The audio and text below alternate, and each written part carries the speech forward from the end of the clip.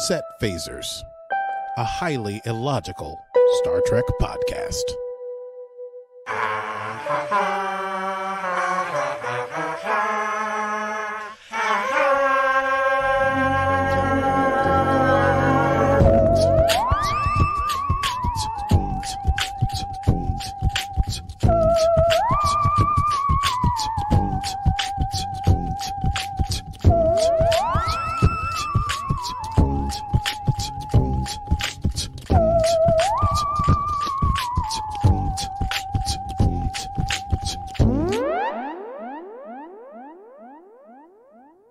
Hello, Mr. Bamis. Oh, and hello, Stevie. Happy days are here again, for we are once more the breach of Picard. Onto the breach. Oh, we're such nerds. Yeah, well, listen, hey, we're classy. We have classical educations. Between us, we have one classical education, I think. We define classical education like Latin? Yeah, we got like a little Latin, a little Arabic, some Shakespeare quotes, vague mathematics, technical specifications, musicality. We are like, I don't know, how would you define the Renaissance? Like in parts of Leonardo da Vinci. I think we're approaching the higher end on a Da Vinci scale of 1 to 10. Together, we're probably like a Renaissance person. Together we can get to like number 8, maybe? I would go to 8. I would say at least 8 in terms of Renaissance. I can't draw or paint or anything cool like that. Can you? A little, yeah. Great. That's all we need. Bit arty. You're the more musical of the two of us. We can do a little poetry. Yep. We've got the Shakespeare background, the literature. I speak a bit of Italian these days. Oh, buonasera. That's all I know how to say. I don't know. Un bicchiere di agua, per favore. You'd like something of water, please? I would like a glass of water, please. A glass of water, please? Un bicchiere. Un bicchiere. Sounds like a biscuit, doesn't it? Wow. Okay. This is a new way to start our show. A little tutorial in Romance languages. Full disclosure, I'm going to Italy in September, so I'm learning on Duolingo. Oh, that's wonderful. Fun fact, you can learn Klingon on Duolingo. And I might. Honestly, I think about it every day. Okay, hey everybody, welcome into the show. This is Set Phasers, a highly illogical Star Trek podcast. Today's stardate is Stardate 236326.3. And we're discussing Picard, Season 3, Episode 6, The Bounty. A crazy episode. I mean, they're only going to get wilder and wilder and wilder. I should hope so. They started out pretty smooth. They had a lot of good, fun hijinks. This one had hijinks, adventure, plot moves forward, some very funny moments, some very sweet moments. I definitely welled up once or twice watching this episode. I enjoyed the awkward hugs. Oh, the hugs were amazing. I love an awkward hug. I mean, it's the only hug I'm really good at, so I love an awkward hug. And I have to imagine actors, they probably hug not awkward all the time, so it's truly a feat. When you see them, I've watched a few clips of the Ready Room, and I've seen how they're like just so like huggy, touchy, so easy, physical. What do you call it? Physical. What do you call it? Interactions. There's a word I'm looking for. It's emotion or something. I don't know. They're able to display their emotions physically pretty easily. So to be awkward is got to be pretty exciting. Anyway, before we get into all that, we got to do a little bit of business and pay those light bills. Absolutely. Do you want to be a patron of ours? Do you want to join us and be bold and go where no Star Trek fan has gone before? Then join us on our Patreon channel, patreon.com/setphasers. You can join us for watch parties. We're going to be doing an old school 3, 2, 1, go hit play style watch party today. So you're possibly a little bit late for that. But if you wanted to join us for another watch party, we would welcome you with open arms, as we would for our Zoom hangs that we do. You get early access to all of our episodes. You get to watch our episodes as they happen. That's an exclusive for our patrons. So do join us at patreon.com/setphasers now. 2 things to say about that. 1, you get to watch live, which means you get to see all the crazy things we get into. And 2, we said open arms, and all I could think of was, and now I come to you with open arms. Okay, great. I'm glad that... What I say. Who sang that again? Is that Celine Dion? I didn't know if that translated across the pond. Yeah. Was that a big hit Was there that too? Celine? To be fair, at the time I wasn't living in the UK, but I think she's international.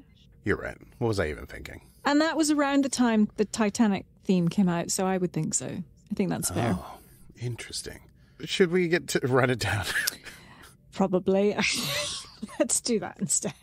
It's time to run it down. Can you run it down for me? Talk about Picard now. Run it down for me.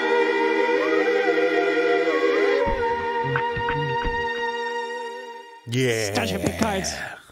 Jean-Luc Picard. Listen, you know the Titan's on the run. They've been on the run now, not only from the Federation, but also from, as we discover in this opening, Vadic is still alive. The Shrike still exists. And they've been chasing the Titan.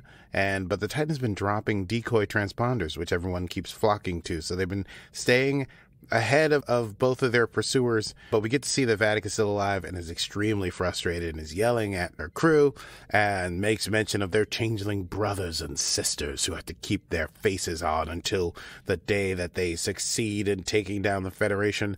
And also a weird moment where, it's mentioned that the Frontier Day is only 72 hours away, so something big is supposed to happen on Frontier Day when all the ships are together. And actually there is a moment where the helm officer tries to mutiny on Vadic, and Vadic just turns to one of her assistants and has that person vaporized. Vadic is on the hunt and says, "We'll stop at nothing now to find Picard, and we will destroy his life." Very, very Khan-esque monologuing, literally chewing her cigar and marching around her smoky, darkened bridge. Meanwhile, we found out maybe the source of Jack's weird visions, irritability, and aggressiveness.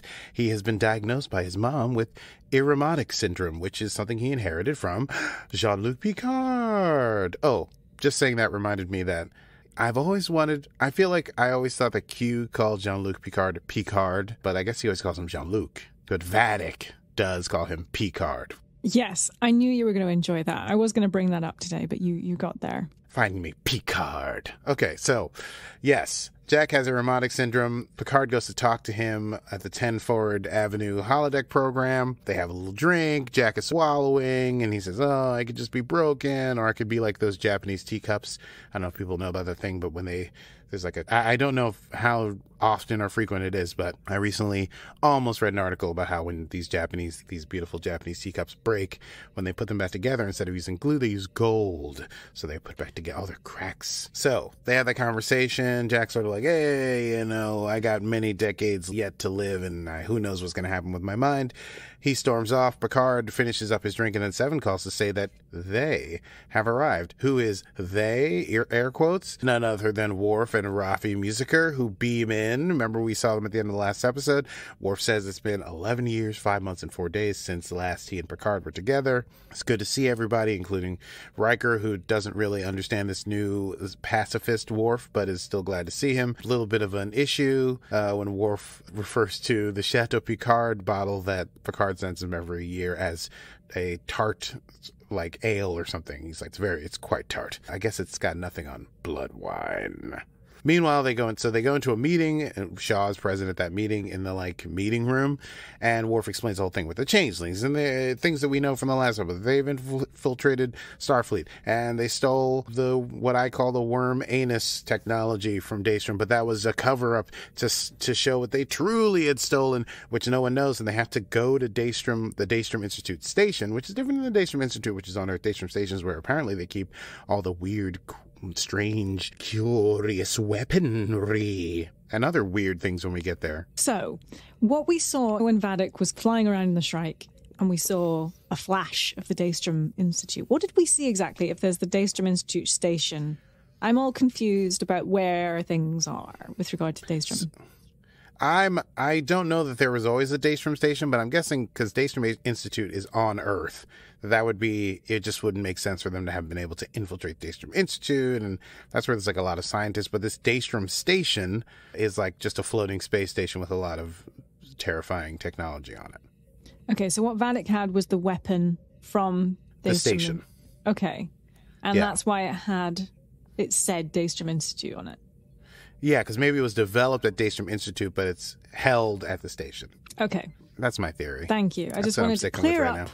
all of because there's like 3 locations, and I'm like, where is this one thing that's going in 3 different places? Where's the thing? It's just more fun when you have to have hijinks and breaking into things to have a cool space station that's all creepy and dark, like Alien or something. They have to go to Daystrom Station. They have a key that they got from the Vulcan warlord / gangster Kryn, and Picard asks for volunteers, and the volunteers are Worf, Raffi, and Riker, who are going to go down to Daystrom Station. Titan warps in, beams them down, is able to get past the port inhibitor technology, again, maybe with something that Ro had, and they get there and they're able to put the key in before the system takes them down or notifies anyone. But once they're on, 2 ships from the Federation do beam in, and it is Sidney LaForge, who's at the helm of the Titan, who recognizes that these are Echelon-class ships, so they can't fight because they have traceable payloads. So if the Titan were to get hit, it would be so much easier to track. So the key only works for 1 hour. Titan has to run away. They say they'll be back in an hour. Picard says he has a great idea. Meanwhile, Riker, Worf, and Raffi are exploring Daystrom Station. They see a lot of crazy, interesting things, which I assume will be in Easter eggs, because I only noticed 1 or 2, but I bet there's 3 or 4 if I looked very closely. Riker tries to tease Worf, and Worf is unamused because he's seriously pacifist now.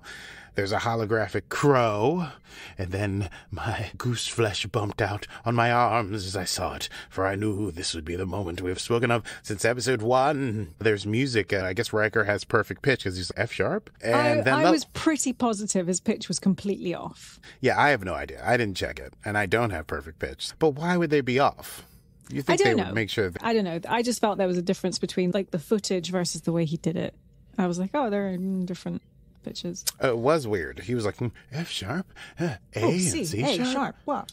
There's no A sharp. Still playing that trombone, I guess. So the lights go out, and as they make their way through the ship, they are confronted by a man in period dress with a top hat and a pistol, and it's none other than Professor Moriarty, who holds a gun on them and calls them old friends, or something like that.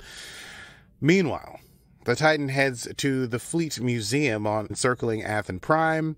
They go to hide their ship among the relics, thinking this is a good place to hide, and they are hailed by the leader of the Fleet Museum, the person who directs it, none other than Commodore Geordi LaForge, with his new silver fox look.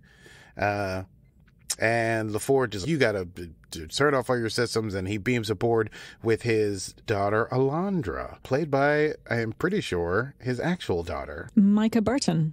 Yeah, Michael Burton, because she does a bunch of D&D stuff. And cosplay, if I'm not mistaken. Anyway. I think she hosted something for a Star Trek Day a few years ago. Yes.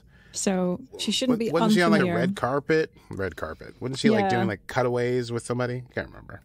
It wasn't the Ready Room, I don't think. Yeah. She was certainly interviewing people.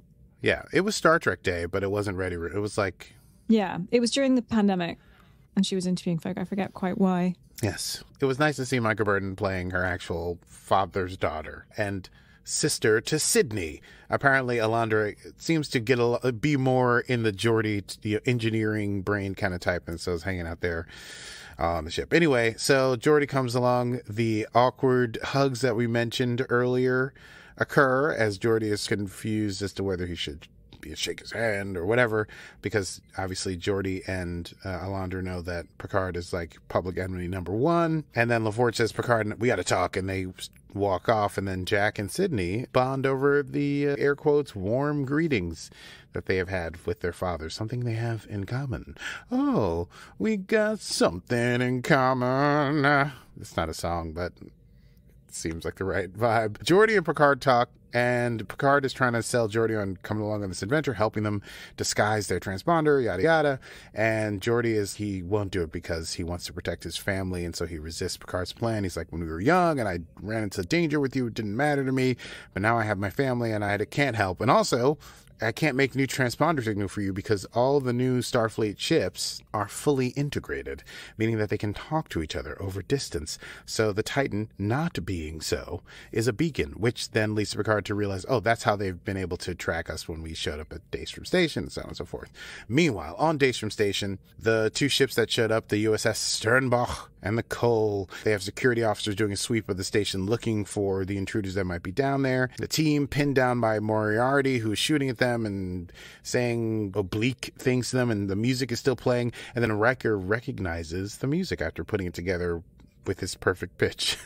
He's like, oh, yes, this is a song I once taught Data when I first arrived on the Enterprise and got into the holodeck, and Data was sitting in a tree. Something that was mentioned at Data's funeral in the final Star Trek Nemesis. It was an encounter at Farpoint, Part 1. Yes, it was. That happened at Encounter at Farpoint, and they threw back that footage. I always love they throw back to young Riker footage, and he's got that dimpled chin, and he's martial arts master. Riker. Anyway, he taught Data. Pop Goes the Weasel. He sings the end of that. Moriarty recognizes it, calls it marvelous. Yes, that's how we started our session together. Stevie's been whistling that and won't stop. Can't stop, won't stop.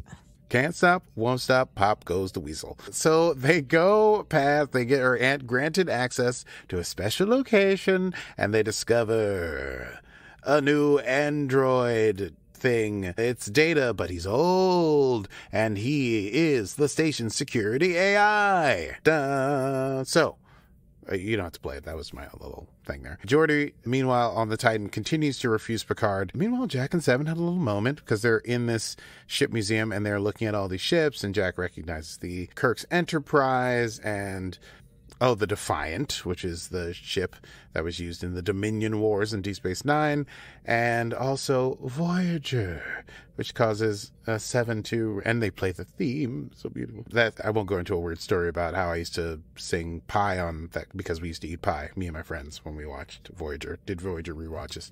Pie, pie, pie, pie, pie, pie, pie, pie, because we were always getting new slices of pie with that. Okay, so anyway, yes. And also a Klingon bird of prey from Star Trek 4, The Voyage Home, I do believe. Yes, that was found at the bottom of San Francisco Bay. Anyway, that gives Jack some thoughtful ideas. Meanwhile, on Daystrom, the team realizes that this new Data is a combo. It's like a lot of... they get a message from Altan Inigo Sung, the Sung from Season 1 of Star Trek Picard, saying that, when Picard took my golem, I thought I was going to live forever, but then I realized it's not about living forever. It's about addition. It's about being more. And so he had been working until his death on a new Data, which is a combo of a lot of data, B4, lore, all inside of one mind. And he was trying to integrate them, but they didn't integrate. And it is realized there that Data is not the security AI. He is the manifest. He has watched all that has happened on the ship, and so he would know who came, who took what, and how. So they're like, we got to get Data out of here. Meanwhile, Sydney confronts her father on the Titan, and she's like, why won't you help us? And he's like, family. And she's like, you told me that a ship's crew is family. I learned that from you. And she storms out, and then Jack and Alondra and Sydney are standing outside the doors, and Jack's, it's too bad that your dad won't help us. How would you feel about doing a little bit of, quote, minor larceny to help the ship? And the LaForge siblings seem down. There is a moment where Geordi's about to leave a little bit later, and we get a delightful scene. I gotta say, once again, the broadness of Shaw's character really shines through in these episodes. He really started as a taciturn, complete asshat. Then you find out he's a grease monkey from Chicago or something like that? Anyway, he's a complete fanboy of Geordi and does such a great job of doing that. I had to watch it twice. It was so good. When Geordi compliments his ship.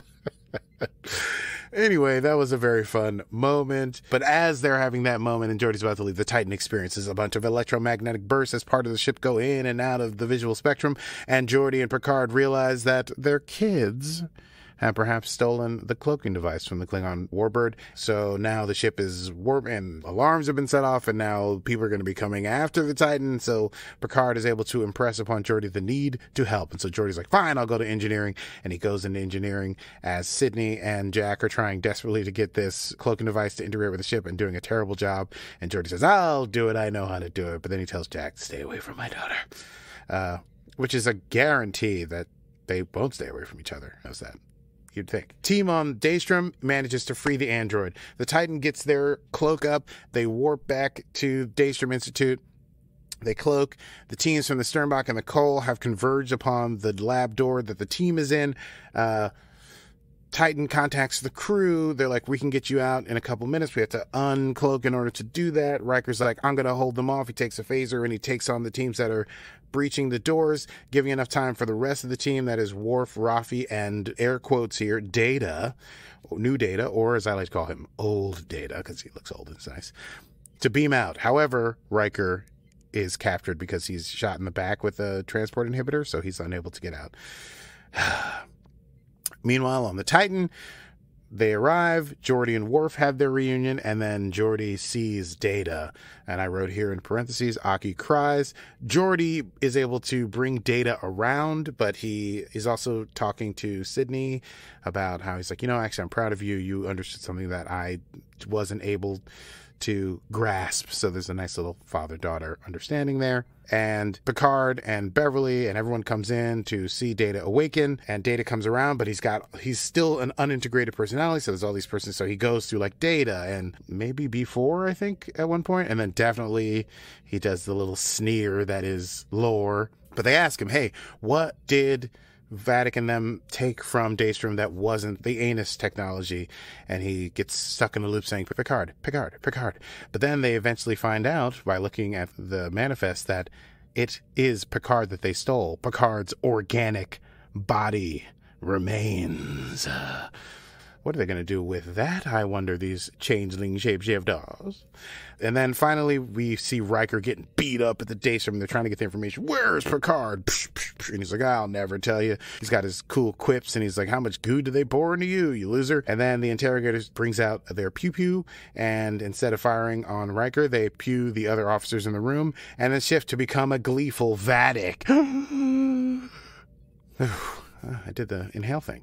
You did. Good job. Thank you. I've been working on it. Vadic brings Riker to the Shrike, to the holding cells, and Riker's keeping up his good old boy, like, what are you going to do, torture me? You think after 35 years of service, you're going to turn me? I'm William Riker. And then the Vadic's like, oh, no, we won't torture you. And then they open a cell, and it is revealed they have held prisoner none other than Deanna Troi, who upon seeing Riker says, oh, Will. And here endeth Episode 6. Season 3 of Star Trek Picard. Let's chat about that. I say, darling, let's do a quick chat about that. Yes, let's do. Wow, what an episode. Do you think, my final thought was, do you think that was really Deanna, or do you think that was a changeling? I don't know. My thought, just as the episode ended, was that if it's really Deanna, she'll be able to communicate telepathically with Will. And if it's a changeling, probably not. She can't communicate with him. Yes, she can. Can she? Remember that? I think even in season 1, because they had previous history, she had taught him how to talk. Yeah, that's so they were able to speak. Right. Yeah, so I'm interested in how that goes. But also, Deanna saying, oh, Will, makes me feel like I think there'll be some fun breakout shenanigans with Deanna and Riker. I hope. I was really worried that we'd be doing Faith of the Heart for Riker, because he got left behind. I was like, they wouldn't. But maybe they would. He was getting a good smack for a gentleman who's in his 60s. Yes. Yeah. Well, he's a tough guy. We'll find out if that's... But I was going to say, oh yeah, Vadic, remember, in the beginning, she's like, can't find Picard, then we'll find everyone he's ever known, and we'll sweep the rug out from under him that way. So it's possible that they went and stole Deanna somehow in order to have leverage on Picard. Because now if they say we have not only Riker, but Deanna Troi, maybe Picard is like, I got to do what I got to do. I don't know. Data? New old Data? New old Data before lore Data. Alton Sung says it's not about preservation, it's about addition, and thinking that this will create a sense of experience and and a living mind for Data. And I do think it's weird how they are like, oh, he's got separate minds. He's like a human or whatever when he's coming around. I don't know how that's going to all integrate. One hopes it will integrate into a sentient, feeling, talking, walking, thoughtful Data. We'll see. I don't know. It's the reunions where this was a big reunions episode. Worf, LaForge, Data. We basically got the whole team together at this point, right? Is anyone missing? Deanna, I guess. Deanna hasn't had the big reunion. That's right. Okay, so more tension, but hopefully they'll soon all be together on the bridge with their kids and stuff, and they'll save the universe with their kids. This is a big kids episode. Big, mostly fathers and their children misunderstandings and resolutions episode. Jack eventually goes to Picard and say, even though I got all this cool stuff from my mom and this disease from you, I also got some good stuff from you. And Sydney, it's all those times that I broke all those speeders so that I could hang out with you while you fix them. And Geordi's, I'm really proud of you. I was trying to protect you in a way that was unnatural, and I see that you've become a real Starfleet officer with a lot of beautiful emotion with parents. So I thought that was a nice touch. Are you surprised, though, that Geordi has become so risk-averse? No, I'm not. Geordi has a nice big family. It makes sense that he's like, well, now I have these children whom I love, and I don't want to see them go into the maw of death like everyone else did. It made sense to me. He came around, but it seems like maybe for the last 20 years, he's been like, you know what? I want to keep people protected, and we don't need to always be facing a huge existential crisis. Like he says to Picard, it's always life and death. It's always the universe or the galaxies on the line. Let me protect my kids. And also when they decide to join up, he tells Alondra to contact her mom and tell them that they won't be home for dinner. So I think he's become very domesticated. And Geordi was always looking for love. Yeah. What was it he said to Picard? And he was like, trust you to create an intergalactic something or other. Oh, yeah. Is that in your quotable moments? It is not in my quotable moments. It's not. But yeah, it's like your father and son stuff, and he's leave it to you to, I forget what the context of that was. One more. Commodore versus Admiral. Yeah. Which one's higher? I think Admiral is higher. I think Commodore is a kind of a sidestep away from like the sort of chain of command. But I'm not sure, though. I think Admiral's the highest you can go in the U.S. Navy. I don't know where Commodore really fits in because that's a archaic term. I can't recall coming across a Commodore in Star Trek history. Yeah. It could be that a Commodore has certain sorts of power but is not like in active service or military service or something to that effect. I don't know. All right. Who can say? Well,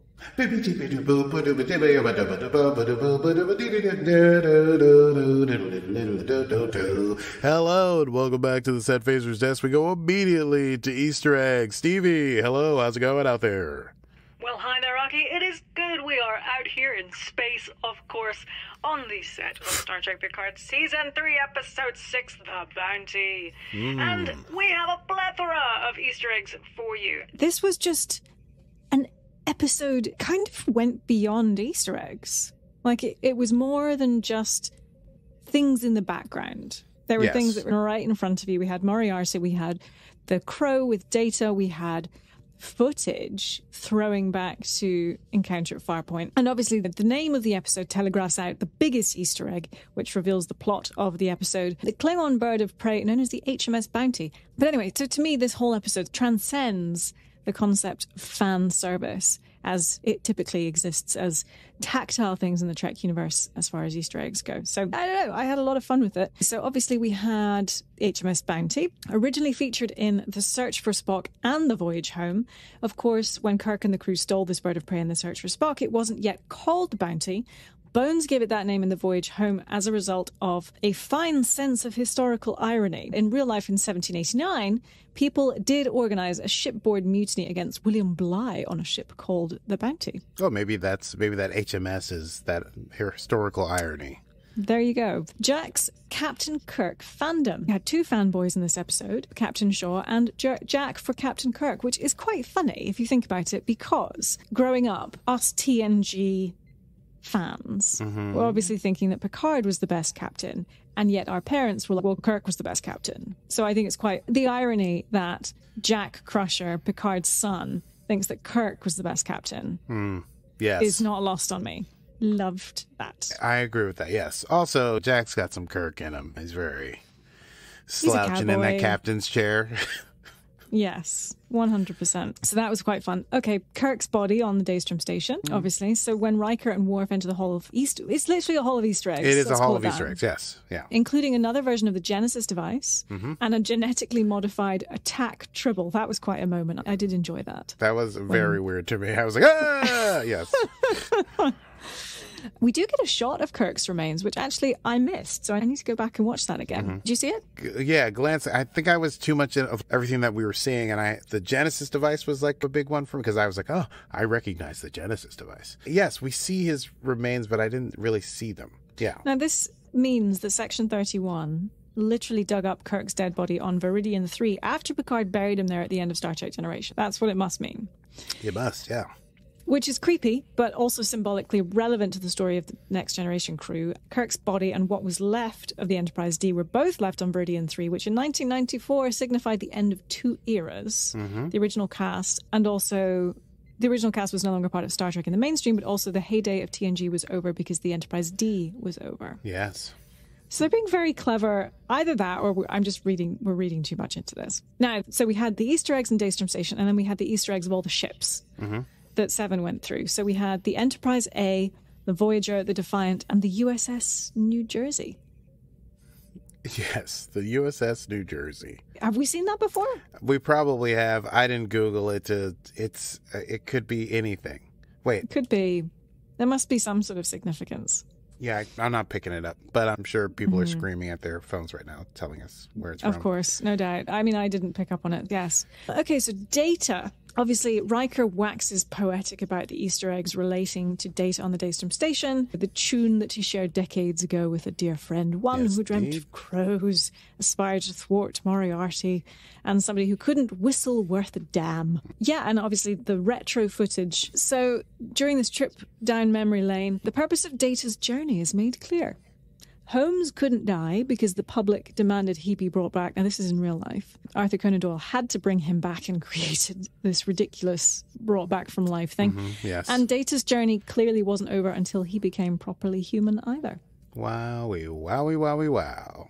And that's all Easter eggs I have for you, Aki, and it's back to you in the studio. Thank you very much, Stevie and Lightning, as always, and we go immediately now to Quotable Moments. Quotable Moments. I have tons. What have you got? You've got tons? Well, okay, Yeah. let's see. Obviously, I'll just go in order as I wrote them down. Vadic, we will scorch the earth on which he stands, and the night will brighten with the ashes of the Federation. I love a super verbal, vengeful villain. And let's see. Oh, yes. When Riker and Worf meet and they're about to go down to the station, Worf says, Captain Riker, you should know that I now prefer pacifism to actual combat. Energize. And as they're energizing, Riker says, we're all going to die. He's just, yes, love yeah, that. he's so sad that Worf doesn't want to fight anymore. And then, if I'll just keep going, then you can add this, my last one. Worf, after Riker has been taken, he says to Picard, I will find him, Admiral. I will bring William Riker home, and fearful be the god or man or beast that stands in my way. Very Greek. So Greek, I guess. I yes. don't know. I've got, I think, my absolute favourite, so I'm going to start with this. Worf. I have gone into battle with lovers countless times. It can be therapeutic. 7. I'm not going. And Worf, oh, that's a relief. I was practicing deceit. Breakups on my homeworld seldom end without bloodshed. Yes, that was a classic one. Classic. So good, so good. Worf, tread lightly. We will not be prey. We will be friendly energy. And Riker, I don't understand the world anymore. That was so very good. Oh, let's see. Raffi, Jean-Luc, you're never going to believe this, but this Klingon, he's been meditating. And Worf goes, the most advantageous battle stance is being one with oneself. Beautiful. I Riker, love that. yeah, but then Riker's like, whoa, seriously? Yeah. And Worf's like, I just said it. Just their little, like, barbs between each other. Yes. And then when they're walking through Daystrom Institute and he laughs when Worf gets a bit of a fright from the Tribble, he makes a comment and he said, what happened to you? You used to poke back. Oh, Riker lost his good friend. He always picked Worf for those away missions because he liked him. Yes. But what was it Worf said? He said something like, and I see you haven't changed. You still find humor in others, discomfort and comfort in others. Something. Yes. Humor in others just...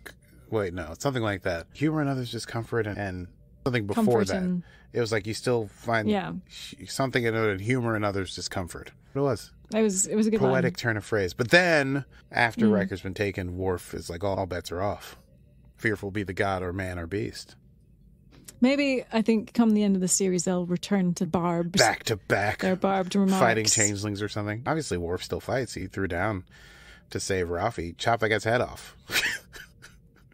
He just likes to meditate and drink chamomile tea now. Yes, with sugar and milk, apparently. Do take milk. Do take milk. Anything else?